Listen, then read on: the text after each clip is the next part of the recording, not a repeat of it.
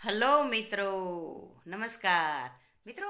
આપણે નાના નાના હતા ને ત્યારે એક કહેવત ખૂબ બોલાતી કે અક્કલબડી કે ભેંસ. આપ સૌએ સાંભળી જશે, બરાબર છે? તો આવી જ કંઈક વાત. એક વખત એક રાજ્યની અંદર, જૂના સમયની વાત, કૂતરું હડકાય છે. હવે હડકાયું કૂતરું હોય એટલે જેટલાને કરડે એ બધાને, એ સમયમાં તો મિત્રો ઇન્જેક્શન પણ નહોતા અને હડકવા ઉપડે અને માણસના મૃત્યુ થઈ જતા હતા.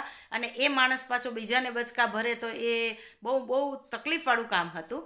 તો એ સમયે એક કૂતરું ગામમાં હડકાય છે એટલે રાજાજી સુધી ફરિયાદ પહોંચે છે કે આપણા રાજ્યમાં એક કૂતરું હડકાયું છે. એટલે રાજાએ તરત જ ઢંઢેરો પીટાવી દીધો કે આ કૂતરાને જે મારી નાખશે એને 10,000 રૂપિયા ઇનામ આપવામાં આવશે, પણ એની સાથે સાથે જીવ હિંસા થશે.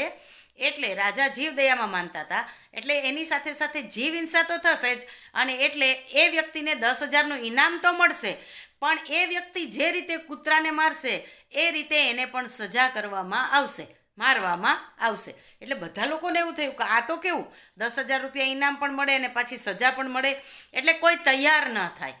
હવે જેટલી વધારે સમય લાગે એટલું હડકાયું કૂતરું છે એ વધારે રંજાડ કરે. એક માણસ છે, એ ખૂબ બુદ્ધિશાળી હતો. આપણે વાત કરીને અક્કલબડી કે ભેંસ, એણે વિચાર કર્યો કે આ કામ મારે પાર પાડવું છે અને મને જરા પણ નુકસાન ન થાય એ રીતે પાર પાડવું છે. અને એણે તો હડકાયા કૂતરાને મારી નાખ્યું, 10,000 રૂપિયાનું ઇનામ પણ લઈ લીધું.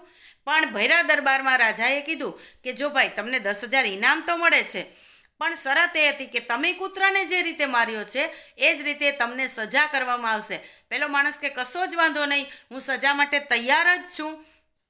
રાજાના માણસો આવી ગયા અને સજા કરવા માટે એટલે પૂછવામાં આવ્યું કે કૂતરાને કઈ રીતે માર્યું. એટલે પેલો માણસ કે મેં કૂતરાની પૂંછડી પકડી, એને ગોળ ગોળ ફેરવ્યો અને ભીત સાથે પછાડી અને મેં એને મારી નાખ્યો. મને આ જ રીતે મારવામાં આવે, મને સજા મંજૂર છે.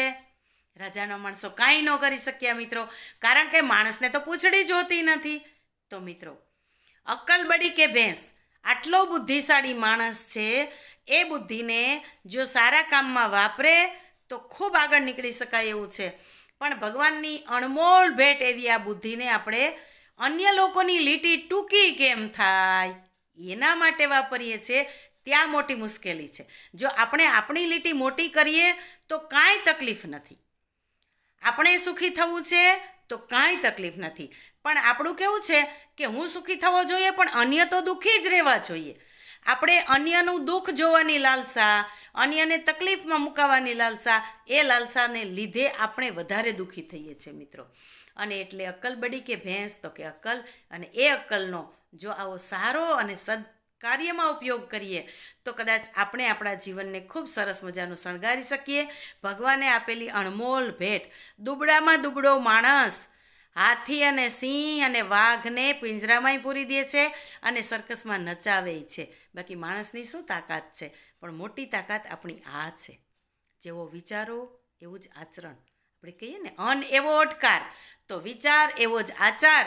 તો વિચારો ખૂબ સારા અને ખૂબ ઊંચા કરતા રહીએ તો આપણું આચરણ પણ એ પ્રમાણે થશે અને આપણી જિંદગીને એક નવો જ વળાંક મળશે. તો ચાલો ને આજથી જ શુભ શરૂઆત કરીએ, બરાબર છે ને મિત્રો? ચાલો ત્યારે સૌને જય શ્રી કૃષ્ણ.